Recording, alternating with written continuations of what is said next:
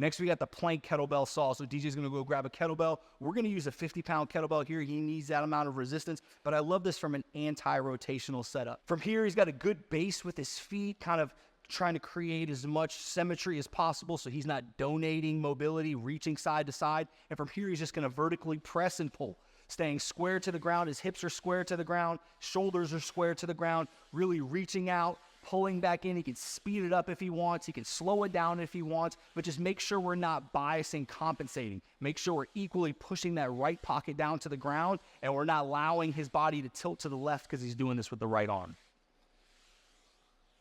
Mike. My opposite forearm, having that in a 45-degree position, vice 90. Yeah. It's a game changer because if not, if I drop it over to 90, I think I can't get a clean pull on the kettlebell. Because you're going off to the side? Yep, and then I have to counter, so my arm has to be farther away. So I feel like my entire body leans over to one side.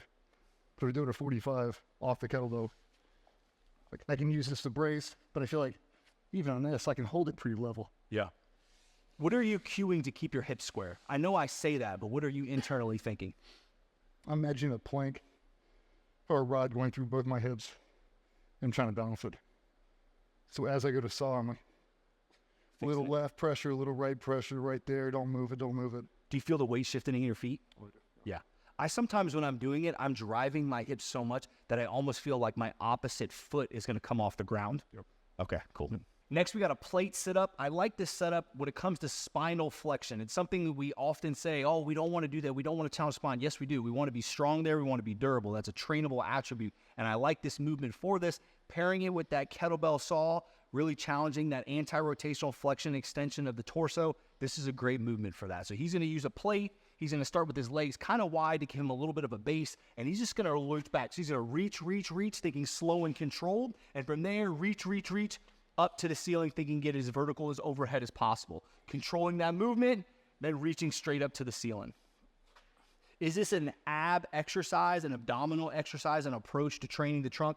Sure, but really we're looking at challenging the spine. Loading it down, reaching up. Buddy. What are you thinking about? Controlling the weight the entire time now, not letting my back smack the floor. Accept the weight, control it, rebound, but not using momentum. Trying to generate from my hips. Sometimes if I lose it, if I dig my heels in, you can feel my hamstring fire up a little bit, and that's stability to get it up. Instead of creating the momentum like a big pendulum, slow press all the way through. Lower. And a lot of this is keeping pressure on your core.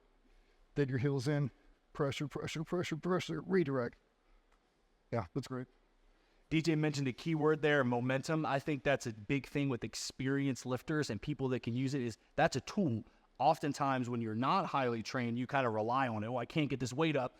Let me jerk it, create some momentum and go, which is a place when we're getting powerful movements, challenging plyometrics. But when you can use that as a tool to, I don't want to use it. I want to be able to control it. Now when I want to relinquish this, now I can let it go because I've harnessed that capability of that training aspect. I think some of the times I've been hurt the worst is when I use momentum to get it done.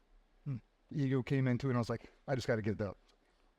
If you can't control it, what are you really doing? Yeah. So many muscles are firing, relaxing, contracting, and just everything. It's like just so much having your central nervous system. I think if you just drop the weight and slow it down and control it, you get so much better out of it. Me personally. It's that whole concept of the weight you may be lifting may be lower, but your ceiling for growth is so much higher because you're controlling it now. So maybe you have to take some weight off the bar, but over time you'll be able to put much more weight on the bar because you're building it up from a better base.